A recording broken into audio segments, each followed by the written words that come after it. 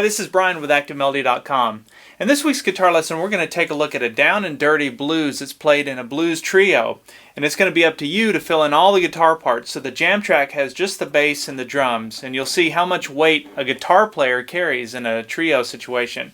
I'm going to take everything that I played in the intro and break all of that down note for note. And I'm also going to put it in context so you understand where those notes come from. So that you can improvise. If you want to take what I've played and then expand that, you'll be able to do that. So I've split this lesson into two parts. In this video, we're going to take a look at the first half. If you'd like to watch the second half, as well as download the MP3 jam track and have access to the tablature and the on-screen tab viewer, which is a really cool feature, it allows you to see the tab and the video on the screen at the same time. You can slow it down, you can loop sections and all that. You can get all of that at ActiveMelody.com. Just look for EP175. That's a lesson number for this lesson. So let's go ahead and get started with part one. Alright, so let's talk about the format of this song. Now, I like to mix things up and keep it interesting. You have to always keep the listener's ear in mind when you're coming up with a composition or playing a solo or whatever. You want it to be interesting. Interesting doesn't mean complex either, by the way. It just means it gets you out of the norm. You get something that maybe you weren't expecting. And so your typical 12-bar blues format would be, a 1-4-5 chord progression. So this song or this composition we're going to learn is in the key of E. So you would go play an E, there'd be an A, there'd be a B, and then we go back to an E. And everyone's heard that. But what I did was I played an E, and then at one point I went to a G chord, and we're going to go to an F sharp, down to an F, and then back to the E. So most of the song is on the E chord, but we are going to work in that G, F sharp, and F as well. And the reason for that is it just keeps it interesting. That's really the only reason. And you come up with this stuff, you start to learn little tricks like this. I've heard this in other songs. I'm sure you have as well. And that way you can start, when you learn how to do it, you start working it into your own playing and your own improvising and so forth. Okay, so the first thing that I played was I established a rhythm. Just a real basic. I'm using two strings on the guitar, the 6th string and the 5th string. And I've got my index finger here on the 2nd fret, 5th string, and I'm playing the open 6th string and then that 5th string there on the 2nd fret. And I'm using some palm muting by putting this part of my palm here on the bridge of the guitar back here and creating like a pulse. It's got a little bit of a shuffle to it, so it's not like that. You gotta think of a heartbeat, and that's what you're creating. Now, the reason I started with a rhythm was because I could have just jumped right into it, but I thought it sounded good to kind of set it up, almost to create where we're going. You're starting to carve it out a little bit, and then when you introduce that lead part, it makes a lot more sense. That's just my own logic on that, but I thought it made more sense to start it that way. Plus, it helps from an instructional standpoint to be able to show you these are the two rhythm parts that we're going to learn, and then we're going to weave in the lead parts. So that's the first thing that we're going to get, is that rhythm part. Now what I did was, after that I went 2, 3. There's a little, like almost a little trip there. It sounds like you're walking along and then all of a sudden you trip. That's how I visualize that. But it's got kind of a cool little lick to throw in there. Now what I'm doing for that lick, it starts on the open 6th string, and you'll see this in the tab, those of you that are premium members, but the open 6th string, middle finger goes down on the 3rd fret 6th string, and then I'm going to do that. Now what I'm doing there is I'm playing the open 5th string, hammering on to the 2nd fret, and then playing the 4th string behind that 2nd fret. So it goes like that. Pretty cool sounding lick, especially with a lot of overdrive. So putting it together now, this is what it sounds like. 2, 3. So your timing is what you're going to want to work on there. Just keep on the beat.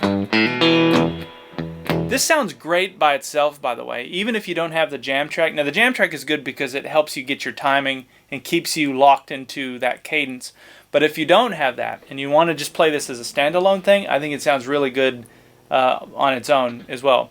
Okay, so that's the first part. Now the second time, just to throw in a different twist in the rhythm, I went. Pretty easy. That's just open 6th string, 3rd fret on the 6th string, open 5th string, back to the 6th string on the 3rd fret, and then the open 6th string. So the picking pattern with the right hand, those are 2 downstrokes. That's an upstroke, and then back to the 2 downstrokes. So that's how I do it. So now we've got 2 different variations of that rhythm, and that's all it does. It alternates back and forth between those 2. It starts on the first one that I showed you, it goes to that second one. So when we put it together now, we have, there's the first one.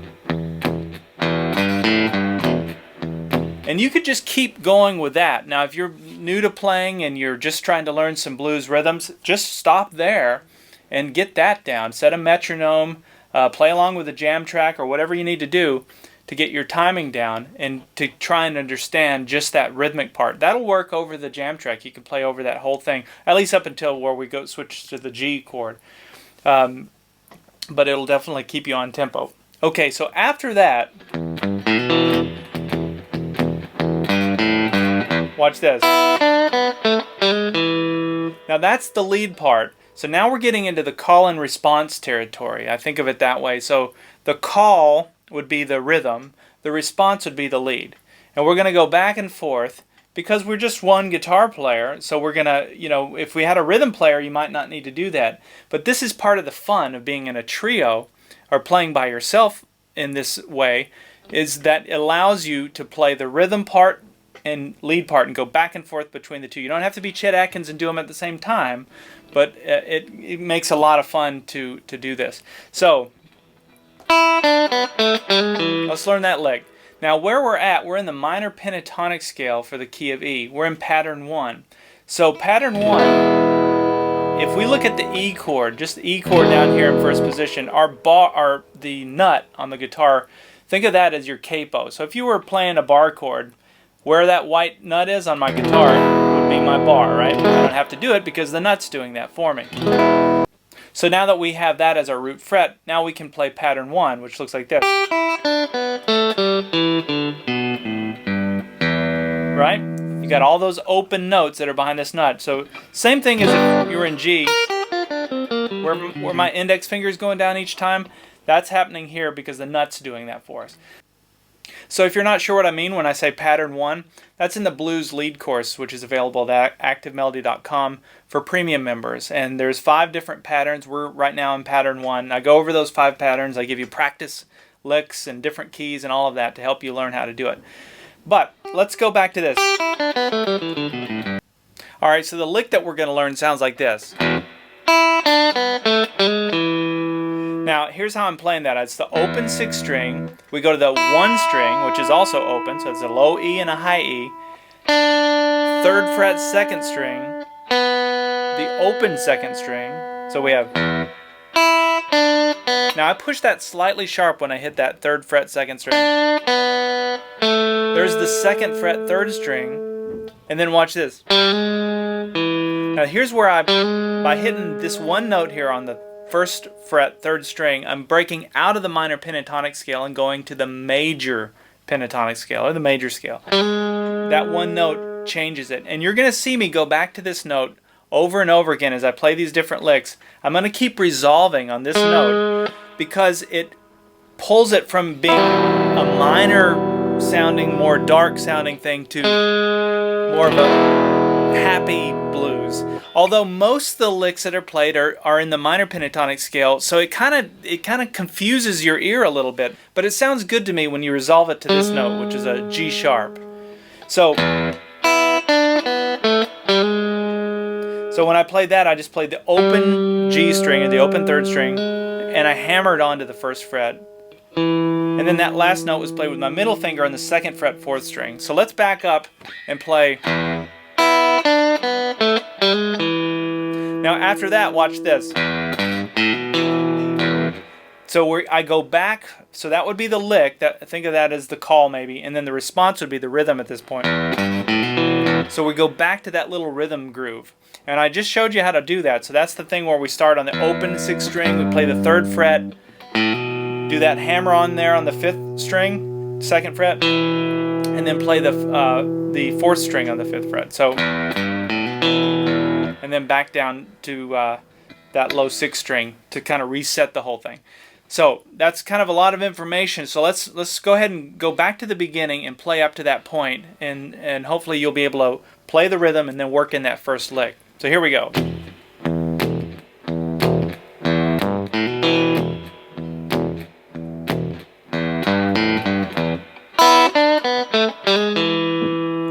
One other little thing I should point out is when I hit that first part of that lick, I'm hitting strings 1 and 2. I find myself doing that, and I think I put that in the tab as well. So when I do that upstroke, I'm grabbing those first 2 strings. If you just grab the first string, that would be fine too, but I think it sounds a little better to hit both of those. And then we're back. Okay, and then once we hit that low 6th string, we're ready to play our next lick. And so what I played, you can see it resolves on that E again, or on that E chord, which would be that G sharp note, making it like a major sound. And you can see that note, by the way. Here's another way to think of it. If you look at an E chord, that note is in the E chord. So that's why I always tend to gravitate, no matter what minor pentatonic scale lick I'm playing, I want to resolve it on that note. And so I find myself doing that for each of these licks. Okay, so let's learn that. Now what I'm doing here is I'm sliding from pattern 1 up to pattern 2 in the minor pentatonic scale for the key of E. So I start with that low 6th string, which was how we ended the other part. Then I'm going to take the 2nd fret 3rd string, slide up to the 4th fret, and then play the 3rd fret 2nd string. Now notice what I'm doing with my right hand here. I'm picking that and then I'm plucking with my middle finger, plucking that note. You don't have to do that. I do it both ways, but I find that if I pluck that note, you get especially if you pluck it hard, you get this real, you just get a different tone. It's just a tone thing, really, more than anything. You can pick it though. It sounds more precise and methodical when you pick it versus that sound. Okay. Then I went right back down from the 4th fret to the 2nd fret on the 3rd string. Open 3rd string, 2nd fret 4th string. So we have, and then watch this. There's that little G sharp note again. So doing the hammer on open 3rd string to the 1st fret. So, and then I came back down and went. So that's the second rhythm thing. So remember I showed you the first one? The second one went, and that's what I'm doing down here. So that's going down to the open 6th string, 3rd fret on the 6th string. There's the upstroke on the open 5th string, back to the 3rd fret, and then back to that open 6th string. And the timing of it, if you can give it a little bit of a shuffle, as opposed to that. Now either of those would work. It just depends on the feel that you're going for. But to me, keeping in line with all the shuffle stuff sounds a little better. Alright, so from the first lick we have.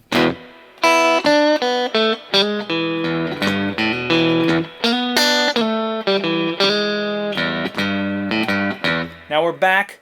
I'm going to play another lick. This is a Jimmie Vaughan lick.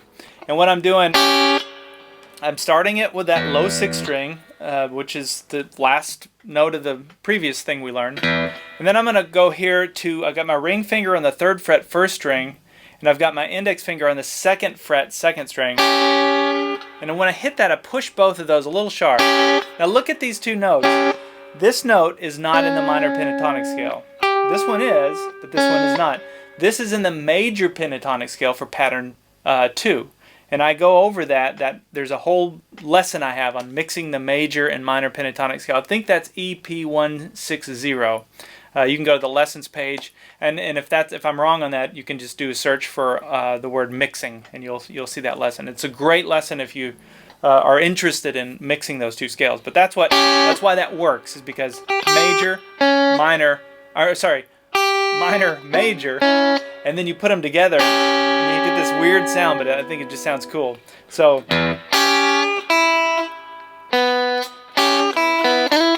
when I play that, I come off that and play the open 1 string, this open 2 string, or the B string, and then it went. So I use my middle finger there on the 3rd fret 2nd string, and I'm playing strings 1 and 2. So you can see I'm sliding up to this, which is both of those strings at the same time. So I'm going. So go up twice, back down, and then do a pull off as I sort of flick it with my fingers. I pull it off. That time I accidentally hit the G string, but that's what you're trying to get. If you'll watch Jimmie Vaughan play, now he uses a capo most of the time, but he uses that lick a lot. He'll, and it's just a real cool, like, I don't know if you're simulating what you do with a slide, but cool sound anyway. Maybe a Hubert Sumlin thing is where that originated. Now after I did that, I went. Now you can see I'm going back. I'm anchoring back on that G sharp note. But I start it here on and I use this lick a lot, by the way, to give, especially if I'm trying to emphasize that major chord, major scale, or the major E chord. So what I'm doing is 2nd fret 3rd string, 1st fret 3rd string, 2nd fret 4th string. It makes a little triangle almost. And what you can visualize is just visualize the E chord and imagine doing that with your pinky. Those are the notes you're hitting. So if we back up, we have.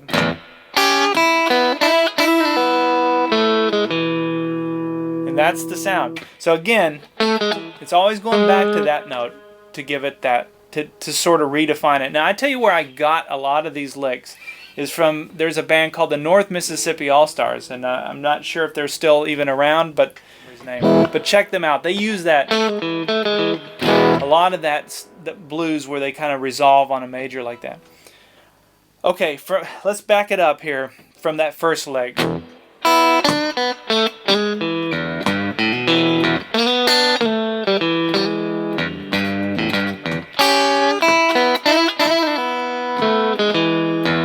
Okay, now then I came back down and hit that low 6th string, and then I played.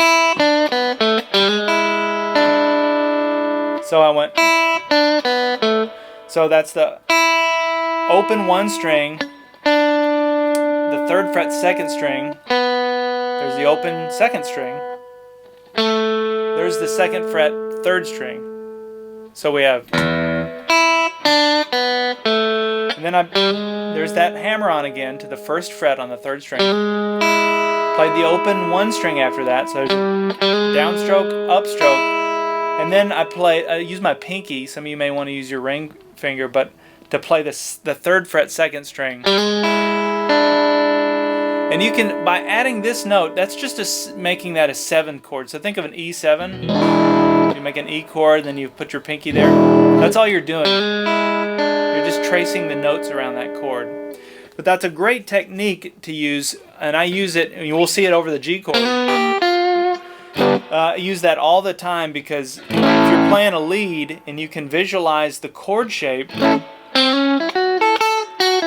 So if you're playing something in A, you can see just by hitting that one note, it gives it that whole bluesy feel. And that's the 7, which is, makes it a dominant 7 chord. So, okay.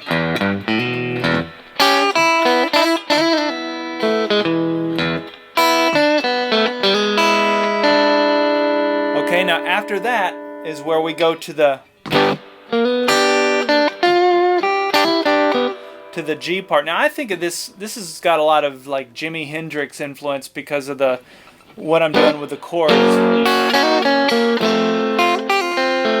Little frills and things like that, or things I've heard him do. I don't know if if they originated with him, probably not, but that's what I think of when I'm playing that part. It just sounds like something Hendrix would do. So then we come to the G chord. Now I play a full-on bar chord there, I think. Actually, no. When I tab that, I think I just tabbed it this way, because it's just all you need are really the top part of the bar chord. So if it's easier for you to grab a full bar chord and just play the top of it, that's okay. Or you can just grab a partial chord. Even a triad like that would be fine. So you're barring the first 2 strings here on the 3rd fret, and then your middle finger goes down on the 4th fret 3rd string, and your ring finger goes down on the 5th fret 4th string. So play your G chord like that, and just get that part of the chord. Okay, so I just hit it once, just to define the G part, and then I went. So let's learn that. So after I hit the G chord, I'm barring the first 3 strings here on the 3rd fret, and I'm doing a hammer-on between the 3rd fret and the 4th fret on the 3rd string there. So after I do the hammer-on, I play the 1st string, keeping this bar down the whole time, and then I play the 2nd string. You can see those are just the notes out of this is G chord, the top part of a G chord. Or it's a G chord, it's not even the top part, it is a G chord. Then I take my pinky and come up here to the 6th fret 2nd string. Now when I play this 6th fret 2nd string, I let go of the bar here. And I do that with my pinky, so that works for me. Then I come back and grab the first 2 strings there on the 3rd fret so that I can go. And what I'm doing there, great little lick to learn, because you can use it, always tie that back to the chord shape. So if you're playing an A chord, for example, it's a great little kind of country, kind of blues, but all I'm doing is I'm barring the first 2 strings there on the 3rd fret, and I'm hammering onto the 5th fret 2nd string, then playing just the first 2 strings on the 3rd fret, and then the 4th fret 3rd string. And all that is, if you visualize the chord, think of a bar chord, that's the top part of that bar chord, and you've got this little thing that you can do, so no matter what your chord is.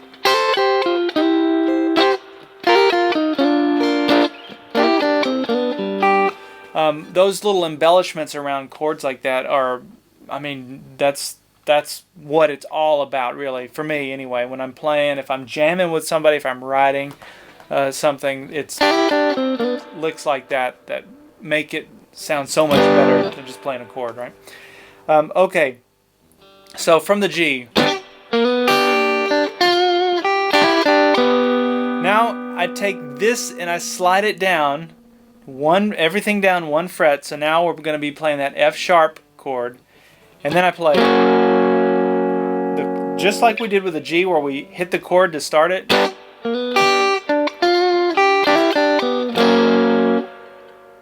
I slide down, and then I keep this chord, so I've got my ring finger on the 4th fret 4th string, and I'm making the chord shape here just like we made here with the G, same thing with these 2 fingers, but then I play.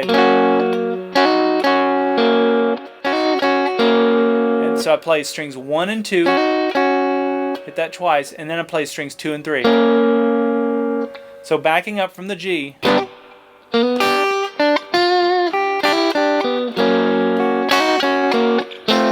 we're going to slide that down 1 more set of frets, and that'll make it an F. And then watch this. So now I just take my pinky and go to the 3rd fret 1st string. I play that note, and I do a pull off. You can hear it flicking there. That's on. So it's strum it, play the 1 string. There's your pull off, string 2 and string 3. So. Okay, so from the G we have.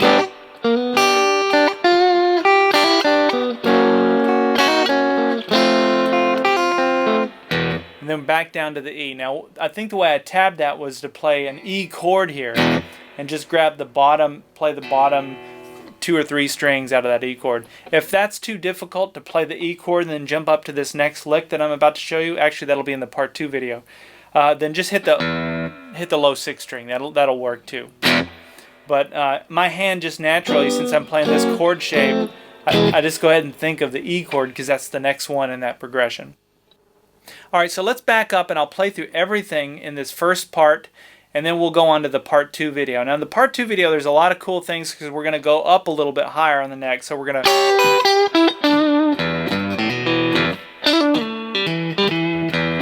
start playing some licks higher, and then we're going to work our way back down. And that's just kind of a nice little flow. You start low, you build up, and then you go back to where you started. But we could keep going with it if we wanted and play even higher to get more dramatic. But let's go ahead and back up. I'll play through everything. I'll do it slowly. We'll start at the very beginning and play up to where we made it. Okay? So here we go. 1.